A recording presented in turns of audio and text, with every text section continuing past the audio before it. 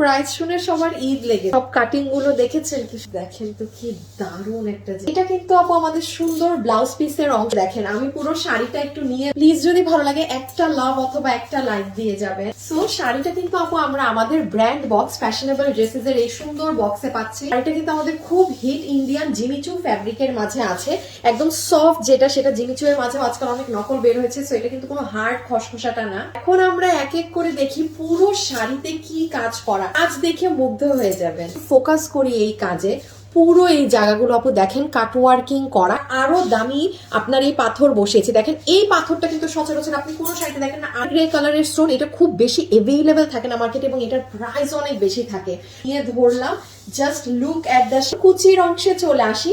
কুচিতেও কিন্তু আপু এই কাজটা করা আছে। হ্যাঁ, অনেক আপু কোশ্চেন করেন যে আপু নিচ তো দেখতে পাচ্ছি না, এই যে দেখেন ফুল কুচি জুড়ে আপনার এই প্যাটার্নটা গিয়েছে। এটা কিন্তু আপু আমাদের সুন্দর ব্লাউজ পিসের অংশটা, যেখানে আপনার পুরোটা এই কাজটা নিচে পড়বে এবং এই দুটো কাজ আলাদা করে আমরা হাতের জন্য দিয়েছি। স্লিভস